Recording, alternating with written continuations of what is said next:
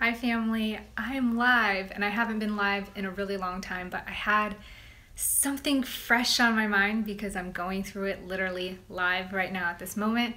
And I tend to film better videos when I'm inspired and just like really feeling it presently and to give that energy to you guys like super authentically. And one of the things that I'm going through right now is every single time I try to work with people in my own business. Hey Sergi. And just in business and trying to serve my clients, I try really hard to work with people because I want to help people out and because I like what I do and because I understand what it's like being a new business owner and trying to have a budget and trying to get things off the ground. But there's a really steep lesson that I learn every single time, and it's one that I resist. I don't want it to be true, but it's something that I also think a lot of new business owners or entrepreneurs or people who are trying to go out and work for themselves should be aware of. And that lesson is never, ever work with people who don't appreciate the value of your service and what it costs to get there. And that's like a really hard thing. Thank you for the thumbs ups, by the way. That's a really hard thing sometimes to deal with, especially when you're starting off, because you just want to say yes to every project. You want to take on as much business and work as you possibly can. And I totally get that. When you first start, I typically tell everybody that I'm coaching that it is important to build a portfolio and to even do free work to get yourself off the ground. But once you've established yourself and you've set a price range for yourself and you know that that is what your service is valued and people are happy to pay you and you've had clients who are happy doing so and you continue to get new business and you continue to grow, it's important also for you to be able to respect yourself and to value your own service and to not be so desperate just for work or to say yes to anybody or to please everybody. It's important to please your clients and to make them happy and to make sure that you're doing the best that you can. But it's also important to identify the people that are just trying to get more out of you for less. It just doesn't work out so well. Like everything should be a two-way stream. You shouldn't have to be compromised or now all of a sudden paying out of pocket because you just want to make a client happy, especially if the client is never going to be happy and their level of expectation is too high for their budget.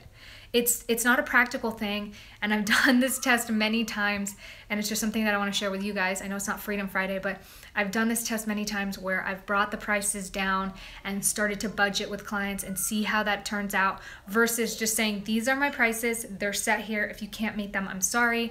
I can try to find you somebody who can and see how that goes out. You will be far less stressed, far less bitter, or even just feeling regretful that you took on the client in the first place just by simply saying no. And then it makes room for you to be able to actually do what you are supposed to do, to be able to enjoy what you do and give your client the best service possible because they're not squeezing every little ounce that they can get out of you to the point where you're now depreciated.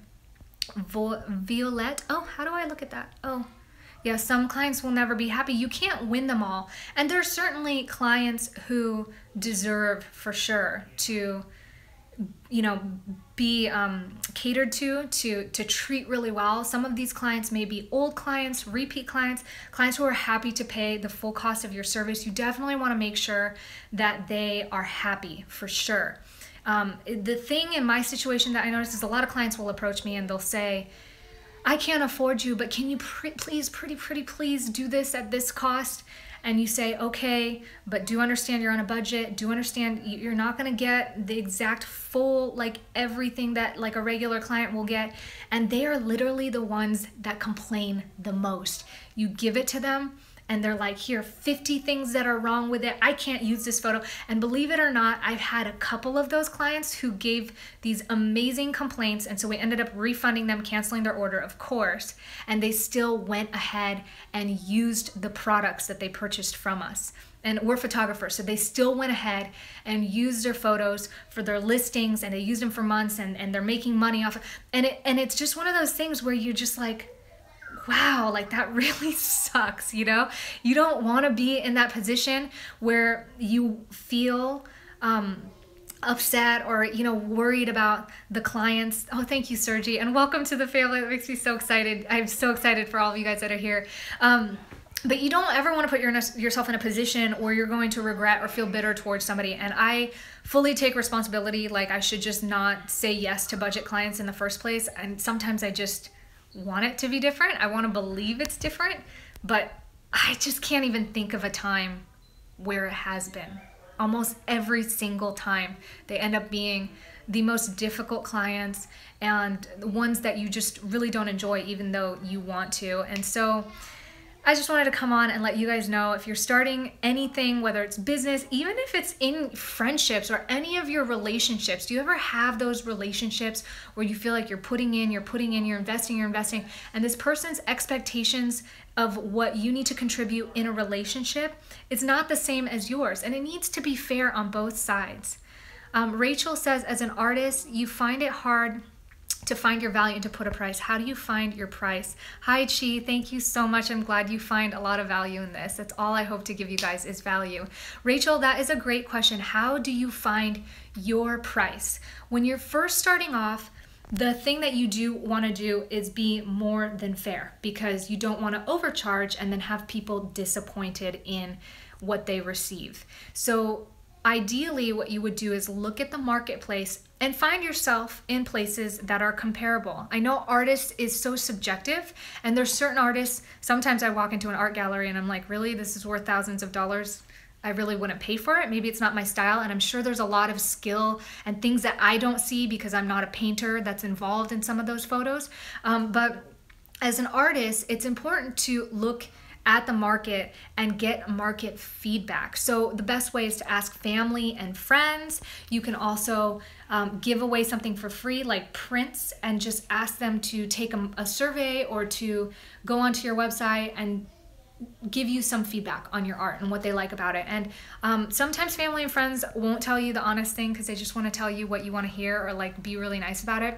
But if you're the type of person that's like, hey, just be straight up, like I just want honest feedback because I want to get better, I want to improve, and I want to make a living out of this, and I want to be able to charge people for this, you can start off by looking at the marketplace, comparing yourself to people either realistically or honestly from your own perspective, and then also asking for the feedback from others, then pricing just under that.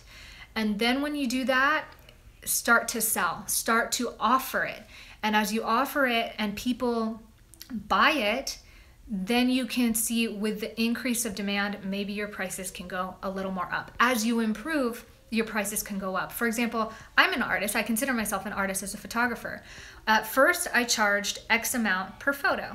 And I'll just tell you, I really don't like disclosing prices, but I used to charge $5 per photo. That's how cheap I was. And that was like not a model photo, but it was just a product photo. If you wanted me to take a picture of your water bottle, I will go ahead and stick that in a photo and make it as nice as I can for $5. Super, super cheap, right? And now I actually charge $50 per photo. And it's taken over 3 years, or about 3 years, to make that happen, but it happened incrementally. Originally it was $5 per photo. Then if you wanted me to edit it, like special, get rid of all the, blemishes, and it was $10 a photo, and it moved to $15 a photo. And it just continued to increase as the demand increased, because eventually at $5 a photo, I couldn't serve everyone, and I was just way overbooked, and I was working super, super hard. I was working overtime every single week and barely making, enough money for all the work that I was putting in. So I started increasing my prices, and then on top of it, increasing the level of service I provide. I upgraded my cameras 3 times in 3 years, so that's a new camera every year. I upgraded my lighting 3 times also, and every time I upgrade, I justify a price increase with those upgrades because I know they're gonna get exceptionally better service. On top of it, I always continue to educate. So we're always in photography classes, we're always researching, we're always testing new things, and we take some of those new tests to our clients as well. We'll say, hey, you're a certain client within a criteria that we want to test. For example, when we first started wanting to do model photos, I charged really cheap for model photos. I hadn't done modeling in a long time, and I didn't know how good it would turn out. So we would say, okay, we're going to charge you the same amount for the model photos as we do for the product photos, which is basically like getting a free model within your photos, if you let us test a specific style and you're not picky about it. let us test it. It doesn't include any redos or anything like that. Like, people were so happy with that. And when we find out they're happy with it, we just find out what works, we ask for feedback, and then continue to tweak from there. So I hope that answers your question, Rachel. Dual hearts, you're late, but you're gonna be able to review this.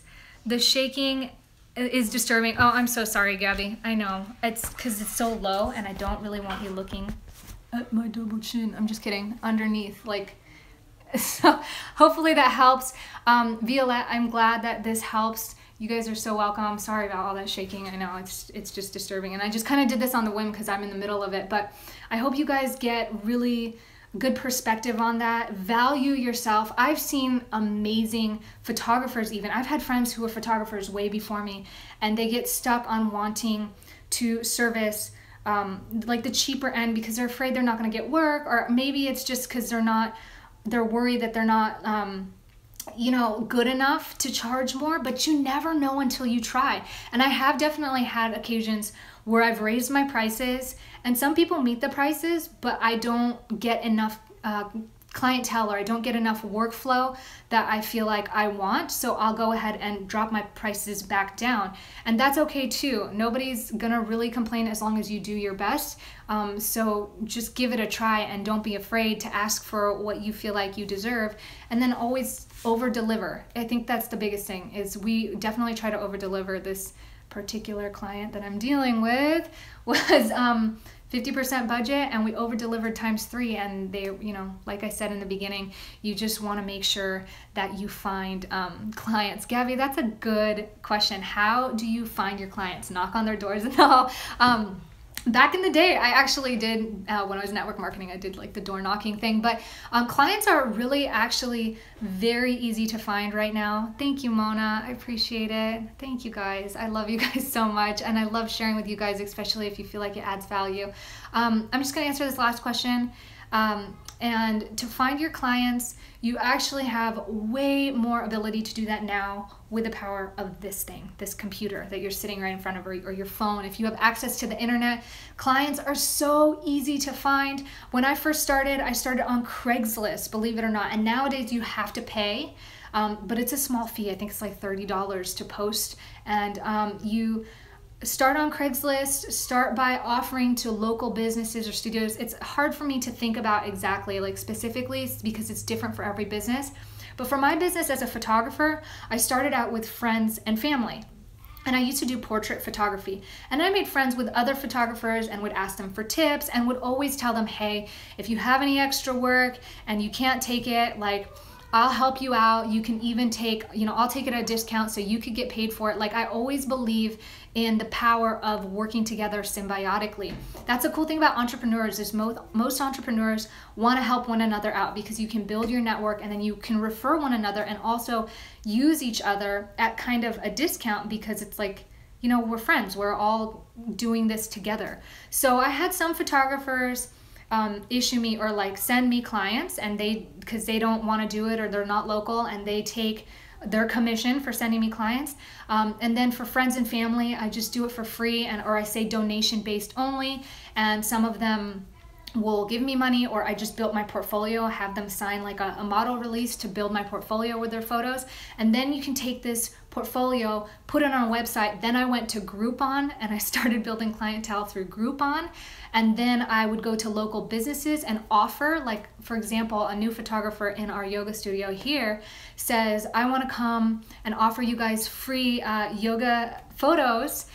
They're totally free, and you can like repost them, but if you want any of them full size, I'm going to charge you for it. And she too charges about $50 per photo. So there's so many different ways, as long as you go and ask. You have to get out there. The most important thing is like, put yourself out there. And I know it's scary, because like, it's not like work, you know, where you go to work and all your work's there and somebody tells you like, this is what you need to do. You have to go out there and like get work and find work for yourself. And you do it by offering. And in the beginning, you are bartering. In the beginning, you're looking at what other people charge, and you're trying to get below that, because you want to give them something or a reason to go with you.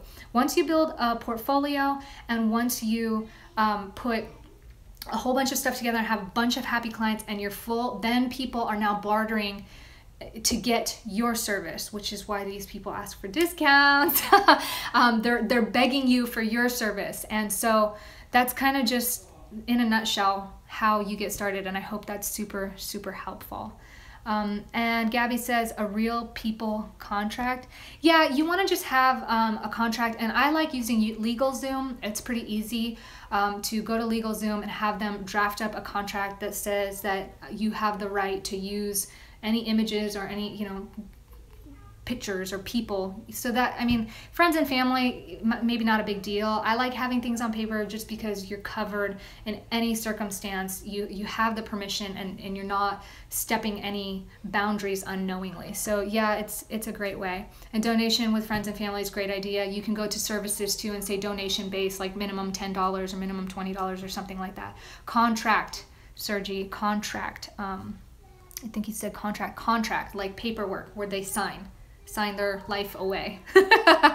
No, but just, yeah, something that covers you so that you're not getting in trouble for like infringement of privacy or like any of those things. You definitely want to make sure you have legal paperwork that covers you. And like when I was in fitness, one of the paperworks that I had to get was making sure like there was a release of liability in case of injury or anything like that. And on top of that, having insurance. Those sort of things are really important if you are working directly with people. So anyways, I'm going to take off. I appreciate you guys and your questions. I'm glad we were able to evolve the conversation a little bit more and get some of those questions answered for you guys, because sometimes I just don't know what to talk about or what you guys are interested in. There's like so many facets of business that we can talk about. So if you guys do want more, stick them in the comments and I'll try to make sure to get it to you guys. Thank you guys so much. Have a nice day too, Gabby, Rachel, Sergi, all of you guys. Dual Hearts. It says Julie Ladd. Is your name Dual Hearts or Julie? Well, anyways, thank you guys so much. Appreciate you. I'll see you Friday. I have a Q&A for you. Ciao.